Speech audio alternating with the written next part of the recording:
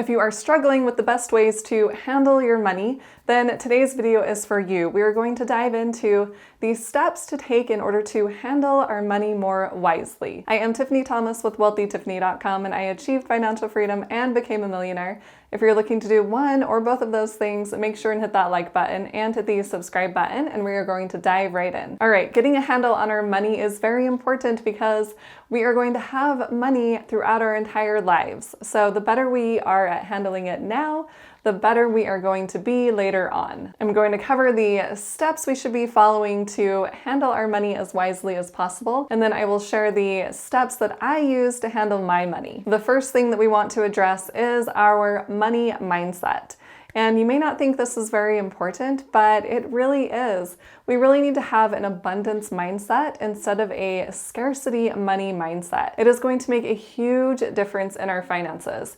Because if we are constantly thinking we are always going to be broke, or we are always going to be living paycheck to paycheck, we will never have any extra, then that is exactly what is going to happen. But if we can switch our mindset to an abundance mindset and start to think, oh, you know what? I can have some extra money this month. I will put money in my emergency fund. I will be able to pay all of my bills and have extra. Then that is what is going to happen. We have to believe that first. There is plenty of money to go around. If you are making more money, it does not mean that someone else needs to make less money. So be really clear on your money mindset and know that you can build your wealth. You can make more money. And if there are mistakes you've made in the past, that is in the past. Forgive yourself, let it go, and know that you can make improvements going forward. The second part of handling our money wisely is to know what is coming in and what is going out. One of the ways that I like to do this is by using a free app. It's called Personal Capital.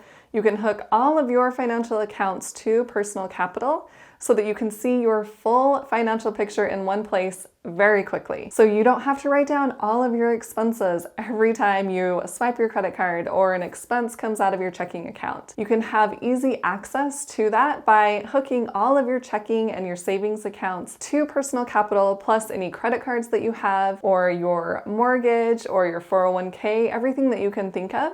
You can put all of those money items, those financial accounts, into Personal Capital. It just links it, and it will automatically populate everything that you've spent money on, or if you have money that has come in, and it will show you all of that in one place. And that is where we need to start. We need to know where we are currently with our finances, so that we can make improvements along the way. If Personal Capital is something you're interested in, I will leave a referral link below in the description. You can click on that and set up a free account. And if you're not interested in that, make sure you are using a spreadsheet or a Google Sheet or writing down your expenses so that you know exactly what's coming in and what is going out. Once we can see that picture, we know what our 3 largest expenses are. And those 3 expenses are the first items that we want to focus on reducing, because those will make the biggest difference. It'll move that needle forward so much faster.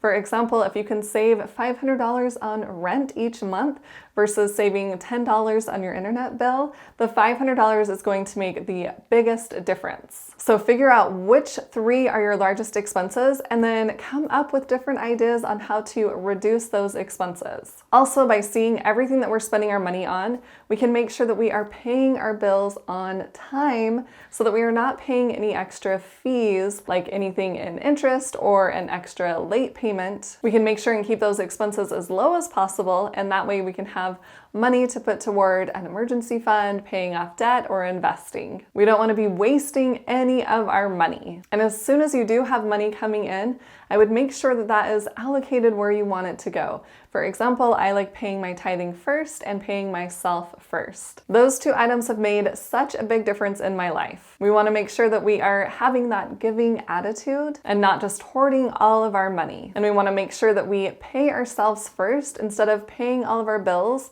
and then realizing we have nothing left over. And toward the end of the video, I will talk about exactly how I do this. When you are paying yourself first, That is going toward an emergency fund. If you don't have one set up yet, I would definitely set up an emergency fund. Once you have that set up, you can work on paying off your high interest debt. I would say that would be anything 8% or over. So figure out a payment plan for each of those debts that you have. And if you want more info about that, I have another video. I'll leave a link above and below. So once we are saving for the short term for that emergency fund, paying off our high interest debt, we want to then start to think about the long term. We want to invest our money. And there are a few different options for this. One is education. We can invest in ourselves. We can build skills so that we can make even more money. We can invest in real estate. I like investing in real estate. I have a whole playlist about real estate investing. You can also invest in the stock market. I like doing that as well. Or even in your own business or someone else's business. Depending on where you are on your path currently, you may need to really build up your education. You may need to be gaining those skills so that you can increase your income and have money to invest in other things. And then here is the step that a lot of people leave out. If we are handling our money wisely, then we enjoy having money and not spending money. We live in such a world of instant gratification that a lot of people just think, oh, I need to spend money, I need to buy this thing and get it delivered overnight. But really, a lot of those items that people are spending money on, they end up donating or giving them away later. So really try to focus on the long term and get rid of that instant gratification mindset. If we can get used to having money instead of just spending money, we are going to live a lot wealthier life because we won't always just think, oh, I have extra money in my checking, I need to go spend it. No, we'll think, oh, I have extra money in my checking account, that's amazing, and I'm going to leave it there until a really great investment comes up or maybe an emergency happens. But we need to get used to having that feeling of enjoying having money. But the more that we can embrace enjoying having money rather than spending money, the more wealthier we are going to be, and the better stewards we will be over our money. The next step in handling our money wisely is by using credit properly. We do want to build up our credit score so that we can buy those most expensive items for the least amount.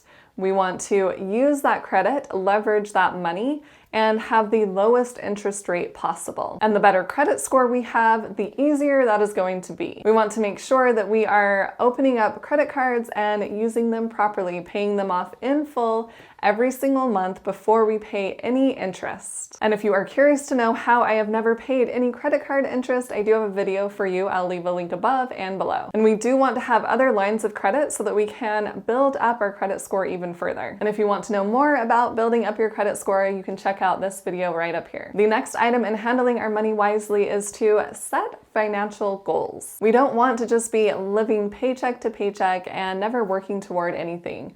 So set some really specific, fun financial goals that you can work toward. That is going to make a really big difference in how you are handling your money. Because if you are working towards something, every time you spend money, you're going to think about your financial goal. For example, if you want to take a trip to Italy, let's say, and you are saving up for that, then when you are tempted to go out to eat, then you will think, oh, you know what? I could go out to eat tonight, or I could eat the groceries that I have at home and put that money toward my Italy fund. And maybe you've heard this before, one good habit leads to another. So if we are focusing on some really important financial goals, then most likely we are going to focus on other areas that are important to us as well. And when we are setting those goals, we want to make sure that we have a plan of action to achieve those goals. And we are embracing those personality traits that are going along with our financial goal. For example, if we say that we want to become a millionaire by 40, then we can think, all right, well, what would a person do if they were a millionaire at age 40? Would they be buying so many clothes or going out to eat so often? Probably not. They're going to put that money in some sort of investment. They're going to grow their wealth and not just spend money all of the time. Comment below and tell me one money tip that has helped you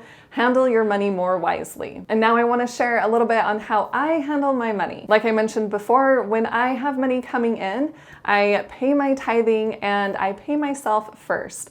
And by that, I mean I make sure that I have the certain amount that I want in my savings account for my emergency fund. And I have a separate bank account that I keep my emergency fund in. I use Ally, A-L-L-Y, because they have a pretty high interest rate on their savings account, and it's gone up quite a bit recently, so I think it's at 2% now. But since that money is just sitting in a savings account, I want to make sure that it's earning as much interest as possible. I also have all of my bills on auto pay, but I like to know exactly how much I have in my checking account. So every single month I will update my checkbook register, which is online. I made just a Google sheet for it, but I will enter in all of the different bills that I have and all of the rental income that is coming in and any other charges or income amounts that I have. So I will make sure that is all up to date, and then I like to keep a small buffer in my checking account. I don't like to keep a lot of money in there because it is not earning me any money whatsoever. So after I update my checkbook register, I can see the exact amount that will be in my checking account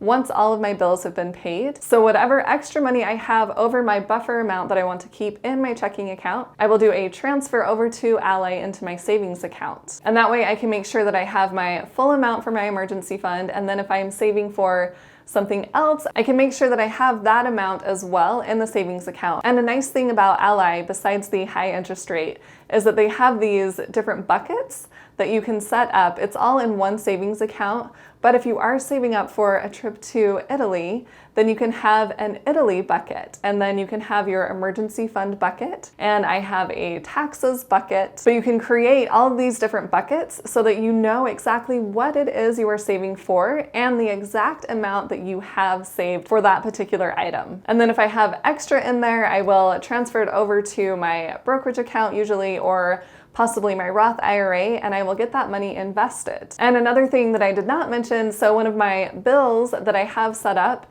is an automatic transfer into Vanguard that automatically purchases my favorite index fund. And if you want to know what that is, I have a video for you. I'll leave a link above and below. But I have that certain amount set up every single month so that I continue to dollar cost average, which means I am buying the market when it is high or when it is low or when it is average. I just have that auto investment set up so that I make sure I am still investing a portion of my money. And then if I have even more money that I want to invest, I can go ahead and do that. Or I can save up for a down payment on another house, or I can save up to pay off my last mortgage, whatever it is that I want to work towards. And I always keep an eye on my credit score in case I do want to purchase another house. I want to have a really high credit score. And I use Credit Karma to do that. I will leave a referral link below for Credit Karma in the description.